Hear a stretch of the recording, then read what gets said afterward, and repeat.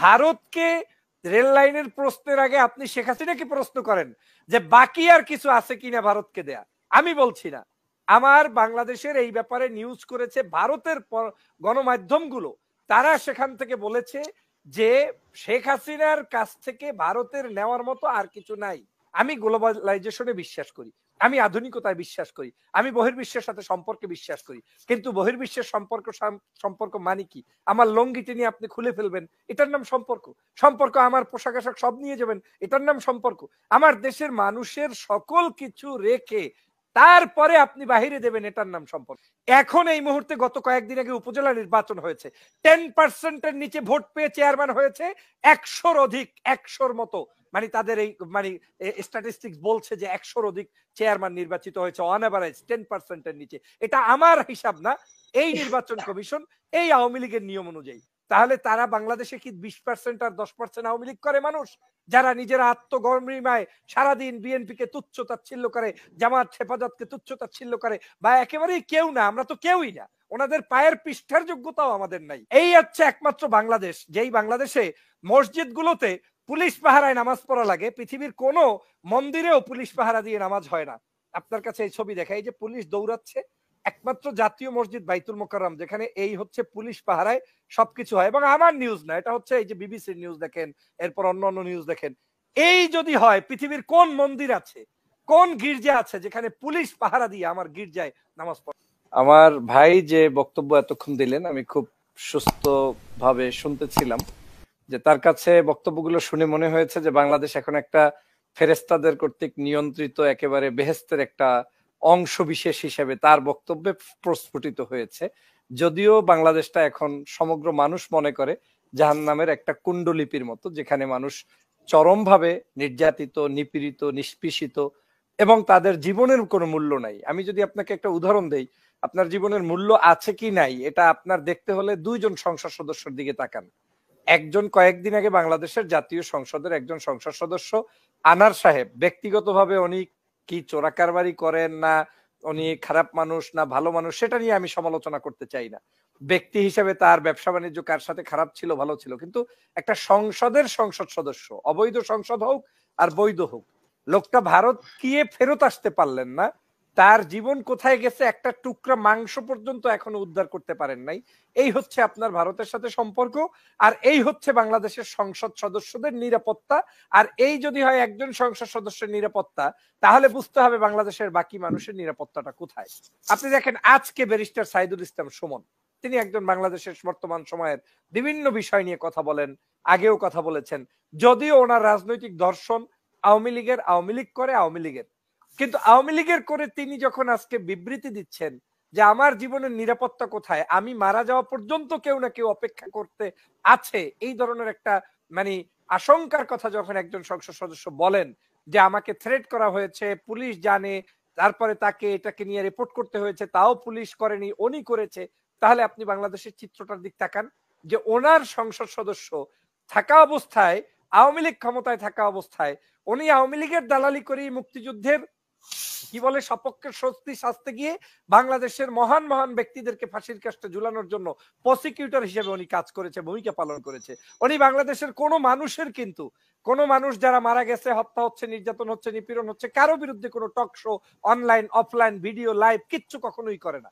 ওনার কাছে শুধুমাত্র শেখ হাসিনার শিখানো এই যে বেনজিরের ইস্যু আর আওয়ামী লীগ যে জায়গায় তাকে কথা বলতে বলে, সেই বিষয়গুলো নিয়ে কথা বলা একজন ব্যক্তি যখন বাংলাদেশে নিরাপদ নয়, তাহলে আপনি চিন্তা করেন বাংলাদেশের মানুষের অবস্থাটা কোথায়। আপনি এখন আসছেন আমাকে ভারতের রেল লাইনের বিষয়ে প্রশ্ন করতে, আপনাকে একটা স্পষ্ট করে বলতে চাই, ভারতকে রেল লাইনের প্রশ্নের আগে আপনি শেখ হাসিনাকে প্রশ্ন করেন যে বাকি আর কিছু আছে কিনা ভারতকে দেয়া। আমি বলছি না, আমার বাংলাদেশের এই ব্যাপারে নিউজ করেছে ভারতের গণমাধ্যমগুলো। তারা সেখান থেকে বলেছে যে শেখ হাসিনার কাছ থেকে ভারতের নেওয়ার মতো আর কিছু নাই। আপনি যেই সময় টকশো করেছেন, আমাকে সহই করেছেন, মনে আছে নিশ্চয়ই, যে পত্রপত্রিকার হেডলাইন গুলো এরকম ছিল যে G20 সম্মেলনে শেখ হাসিনা যাওয়ার আগেই ভারতের সকল দাবি দেওয়া সম্পূর্ণ করা হয়েছে, কোনো কিছু আর বাকি নেই। তাহলে আপনি কি মনে করবেন? আমি তো মনে করি এই বছর যে অবৈধভাবে শেখ হাসিনা রাষ্ট্র ক্ষমতায় এসেছে, এর ভয়াবহতা জনগণ সবেমাত্র শুরু করেছে, দেখা শুরু করেছে। 350 টাকা আপনার 1 টন আপনার কি বলে মাল পরিবহন করবে, আপনার ওই যে ভারতের কোন জায়গা থেকে বাংলাদেশের দর্শনা দিয়ে প্রবেশ করবে, চিলাহাটি হালদিবাড়ি সীমান্ত দিয়ে ভারত প্রবেশ করবে তাদের ট্রেন। এবং মিস্টার কোয়াত্রা বলেন আগামী মাস থেকেই চালু হবে এই ট্রেন। এবং এই ট্রেন আপনার দেখেন দর্শনা দিয়ে প্রবেশ করে চিলাহাটি সীমান্ত দিয়ে ভারতে প্রবেশ করবে। তাহলে এই ট্রেন আবার আগামী আপনারা আসবে, বাংলাদেশের কি ট্রেনের সাথে যে চুক্তিগুলো রয়েছে তার মধ্যে অন্যতম হচ্ছে যে বাংলাদেশের কেউ চেকও করতে পারবেন না যে এই ট্রেনটা কি, কেন যাচ্ছে, কারা যাচ্ছে, কি যাচ্ছে, ভিতরটা কি, সম্পূর্ণ নিয়ন্ত্রণ করবে ভারত। এবং ভারত তাদের স্বার্থ সিদ্ধির জন্য সবকিছু সেখানে করবে। আমি গ্লোবালাইজেশনে বিশ্বাস করি, আমি আধুনিকতায় বিশ্বাস করি, আমি বহির্বিশ্বের সাথে সম্পর্কে বিশ্বাস করি। কিন্তু বহির্বিশ্বের সম্পর্ক মানে কি? আমার লঙ্গিটি নিয়ে আপনি খুলে ফেলবেন, এটার নাম সম্পর্ক। সম্পর্ক আমার পোশাক আশাক সব নিয়ে যাবেন, এটার নাম সম্পর্ক। আমার দেশের মানুষের সকল কিছু রেখে তারপরে আপনি বাহিরে দেবেন, এটার নাম সম্পর্ক। দেশপ্রেম কাকে কয়? মমতার কাছ থেকে শেখেন। এই যে মমতা আপনার মানে ইন্ডিয়া থেকে দীর্ঘ 17 বছর পর্যন্ত বাংলাদেশের প্রধানমন্ত্রী ব্যর্থ হয়েছেন, আপনার কি বলে তিস্তার পানি বন্টন করাতে পারেন নাই। মমতা সেখানে নিজের দায়িত্বে নিজে বলছেন যে আমি কোন অবস্থায় এই তিস্তার পানি দেব না। কি কি কারণ বলেছেন? তিনি বলেছেন এই তিস্তার পানি বন্টন করতে গিয়ে বাংলাদেশকে দিতে গেলে আমার পানির সমস্যা হবে, আগামী কয়েক বছর পরে আমার দেশের পানির নলকূপের সমস্যা হবে, বিভিন্ন সমস্যা দেখিয়ে তিনি এমনকি মোদিকে চিঠি পর্যন্ত দিয়ে দিয়েছেন। অথচ আপনি ভারতের সাথে সুসম্পর্ক রাখছেন, মমতার সাথে আপনার ফোন নাম্বার চ্যাট বিনিময় হচ্ছে, তাহলে আপনি তার কাছ থেকে সেই পানি পর্যন্ত হিস্সা নিয়ে আসতে পারছেন না। আমার দেশের 54টার অধিক আমার দেশের নদীর সাথে তার উজানের সম্পর্ক রয়েছে, ভারতের নদী নালার সাথে সম্পর্ক রয়েছে, সবগুলো এখন শুকিয়ে একেবারে একাকার হয়ে গিয়েছে।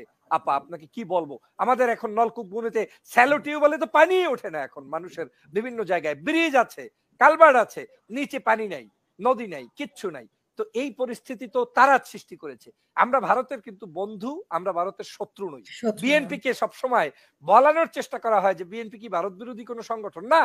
বিএনপি একটা দেশপ্রেমিক সংগঠন, বাংলাদেশের সংগঠন, বাংলাদেশের মানুষের জন্য বিএনপি বলছে বন্ধুত্ব চাই, মানে দাসত্ব চাই না, কিন্তু বন্ধুত্ব করতে গেলেই তো এসব দিতে হবে, তখন কি বিএনপিও দিবে? আপনি দিবেন আপা? আপনি আপনার বন্ধুত্ব করতে গিয়ে আপনি আপনার সব ধন সম্পদ, অর্থ সম্পদ সব দিয়ে দিবেন, আর আপনাকে আপনার বন্ধু ঈদ কোরবানি কোনো কিছু আসলে একটা গিফট করবে না? Do you think you will love this people? Nobody will care about it. বাংলাদেশের ক্ষেত্রে যেটা হচ্ছে, আমি তো বন্ধুত্বের পক্ষে আছি, আমি তো বন্ধুত্বের পক্ষে। ভারতের সাথে বন্ধুত্ব রক্ষা করেছে খালেদা জিয়া, ভারতের সাথে বন্ধুত্ব রক্ষা করেছে শহীদ জিয়া, ভারতের সাথে বন্ধুত্ব করতে চায় বিএনপি। কিন্তু সেই বন্ধুত্বটা কি? আমার দেশের সম্মান, আত্মমর্যাদা রক্ষা করে আমরা করছি। কিন্তু আমার প্রিয় মোহাম্মদ আলী ভাই, খান ভাই, চৌধুরী ভাই, ওনার দল যেটা করছে সেটা হচ্ছে বিকৃত করে দিয়েছে, দেশটাকে বিক্রি করে দিয়েছে। আপনি দেখেন এই যে কয়েকদিন আগে, আপনার নিশ্চয়ই আপা মনে আছে, যে বাংলাদেশের কি বলে সেন্ট মার্টিন দ্বীপ, সেন্ট মার্টিন দ্বীপে 9 দিন পর্যন্ত খাবার পচে না একটা স্বাধীন দেশে। চিন্তা করেছেন কখনো? আপনি ভাবতে পারেন এটা কোনো অঙ্গরাজ্য নয়, এটা কোনো করিডোর নয়, এটা কোনো যুদ্ধহত দেশ নয়, কিংবা যুদ্ধ চলমান রাখা অবস্থার বাংলাদেশ নয়। বাংলাদেশ একটা শান্তশিষ্ট জায়গায় আপনি 9 দিনে খাবার পৌঁছাতে পারেন নাই, শুধুমাত্র আপনার ওই কি বলে পাশের রাষ্ট্র মিয়ানমারের একটা জাহাজ দেখেই আপনার সেখানে হাগামুতা সব বন্ধ হয়ে গিয়েছে। তার মানে আপনি বাংলাদেশের যুদ্ধ লাগলে কি করবেন? আপনি তাহলে আপনার পররাষ্ট্র নীতিটা কোথায়? আপনার অস্ত্র ব্যবস্থা কোথায়? আমি এখানে আওয়ামী লীগ বিএনপি দোষারোপ করতে চাই না, এজ এ সার্বভৌমত্ব বাংলাদেশ, সার্বভৌমত্ব আপনার আছে? যদি থাকে তাহলে 9 দিনে খাবার যায় না, কোন সংবাদ মাধ্যম প্রশ্ন করতে পেরেছেন? 9 দিন পরে খাবার গিয়েছে 11 ঘন্টা সেই জাহাজকে চালিয়ে গিয়ে তারপরে করতে হয়েছে। ওই দিন ওয়েদার খারাপ ছিল, এবং তারপরে আপনি সেই চিত্র দেখেছেন যে সেই জায়গার যে ছবিগুলো দেখানো হয়েছে, যে আমাদের দিকে গুলি আসে, এবং শুধু গুলি আসে না, আমার বাংলাদেশি নাগরিক গুলি খেয়েছে, হসপিটালে ভর্তি হয়েছে, সেই হসপিটালের ভিডিও পর্যন্ত আছে। তারা বলেছেন, এবং বাংলাদেশ সরকারি মানে কি বলে পথ চেঞ্জ করে তারপরে অন্য রুট থেকে গিয়েছে। এই কি একটা স্বাধীন দেশ? এটা কি আমার যুদ্ধ হচ্ছে? তাহলে এই যুদ্ধ কার সাথে হচ্ছে? যুদ্ধ হচ্ছে আজকের এই ভারতের। তারা যে আমাদের দেশটাকে এক ধরনের মানে দাসত্বে রূপান্তরিত করতে চায়, তথা শেখ হাসিনাকে লেন্দুব দর্জি বানিয়ে দিয়ে বাংলাদেশটাকে একটা সিকিম রাজ্য বানাতে চায়, সেটার প্রতিবাদ আমরা করছি। আমরা চাই শেখ হাসিনা বাংলাদেশ সার্বভৌমত্বের প্রধানমন্ত্রী হিসাবে থাকুক, বিনা ভোটে না, ভোটে নির্বাচিত হয়ে থাকুক, বঙ্গবন্ধুর কন্যা হিসাবে থাকুক, কিন্তু লেন্দুব দর্জি হয়ে তিনি থাকতে চাইলে সেক্ষেত্রে আমি তো আর বলতেছে ভোট হয়েছে, ভোটের মাধ্যমে এসেছে, 7 জানুয়ারি ভোট হলো, বিএনপি কে নির্বাচনে আসার জন্য অনেক শেষ মুহূর্ত পর্যন্ত, যেটা আপনি আপা বিশ্বাস করেন যে বাংলাদেশে ভোট হয়েছে? বাংলাদেশে ভোট হয়েছে এই চরিত্রটা যদি আপনাদের সাংবাদিকরাই বলেন যে ভোট হয়েছে কিনা এটা নিয়ে সন্দেহ পোষণ করে, তাহলে আমার কিছু বলার থাকে না। বাংলাদেশে এই মুহূর্তে আপনাকে আমি বলি, আমি স্ট্যাটিস্টিক্স রিপোর্ট দিয়ে আপনাকে বলছি, এই মুহূর্তে জাতীয় সংসদে প্রায় 80 জনের অধিক সংসদ সদস্য আছে যারা আওয়ামী লীগের দেওয়া ভোটের হিসাব অনুযায়ী 20% ভোট পেয়ে সংসদে গিয়েছে। আপনি নিউজ পেপারে সার্চ দেন। এখন এই মুহূর্তে গত কয়েকদিন আগে উপজেলা নির্বাচন হয়েছে, 10% নিচে ভোট পেয়ে চেয়ারম্যান হয়েছে 100-র অধিক, 100-র মতো, মানে তাদের এই মানে স্ট্যাটিস্টিক্স বলছে যে 100-র অধিক চেয়ারম্যান নির্বাচিত হয়েছে অন এভারেজ 10%-এর নিচে। এটা আমার হিসাব না, এই নির্বাচন কমিশন এই আওয়ামী লীগের নিয়ম অনুযায়ী। তাহলে তারা বাংলাদেশে কি 20% আর 10% আওয়ামী লীগ করে মানুষ, যারা নিজেরা আত্মগর্মিমায় সারাদিন বিএনপি কে তুচ্ছ তাচ্ছিল্য করে, জামাত হেফাজতকে তুচ্ছ তাচ্ছিল্য করে, বা একেবারেই কেউ না, আমরা তো কেউই না, ওনাদের পায়ের পৃষ্ঠার যোগ্যতাও আমাদের নাই, কারণ ওনার সংসদে বিরোধী দলও তো ওনাদের সাজানো বিরোধী দল একসাথে পায়েরা উঠায় কি মানে দুই কাদের মিলে, জিএম কাদের আর আপনার আওয়ামী লীগের কাদের সাহেব মিলে একসাথে পায়রা উড়িয়ে তারা সংসদ গঠন করছে। আর এই সংসদে দুটো দালাল দল ছাড়া আর কে আছে বলেন? 70 জন না 69 জন আপনার যে আপনার 71 জন প্রার্থী যারা স্বতন্ত্র, এই স্বতন্ত্রগুলো সব আওয়ামী লীগ। এর অন্যতম উদাহরণ হচ্ছে তারা শেখ হাসিনাকে গিয়ে বলে এসেছে নারী যে সংসদ সদস্য হবে কোটা ভিত্তিক, আমাদের কোনো কিছু লাগবে না, নেত্রী যে সিদ্ধান্ত দিবে তাই। তাহলে বাংলাদেশের 300 আসনের 300ই হচ্ছে by promoting Sheikh Hasina MP. There is no people other than Sheikh Hasina. There is no people other than Awami League identity. All are from Awami League, all are from one party, and all are from on dictatorship leadership. That is name called Sheikh Hasina. There is no humanity, there is no democracy, there is no মানে কি বলে freedom at all. আপনি এই বাংলাদেশকে কিভাবে চিন্তা করছেন যে এই বাংলাদেশ স্বাধীন কোন বাংলাদেশ হচ্ছে? আপনাকে যদি আমি আরেকটু বুঝিয়ে বলতে চাই যে এই যে জাতীয় পার্টি দেখেন, তাও 26 জনকে নমিনেশন দিয়ে, সেই নমিনেশন নিয়ে তো আপনি নিশ্চয়ই জানেন যে আওয়ামী লীগ প্রার্থী উড্ড করতে বাধ্য হয়েছে। কি সুন্দর বিরোধী দল, যে বিরোধী দল বানাইতেও আমাকে প্রার্থী উড্ড করে তারপরে নির্বাচন করতে হয়েছে। লজ্জা লজ্জা করে না? আজকের 3টা নির্বাচন হয়েছে, প্রত্যেকটা নির্বাচন 2014 সালের নির্বাচন হয়েছে সমগ্র জায়গায় 52 মানে কি বলে 152-53টা সিট বিনা কন্টেস্টে ইলেকশন করে।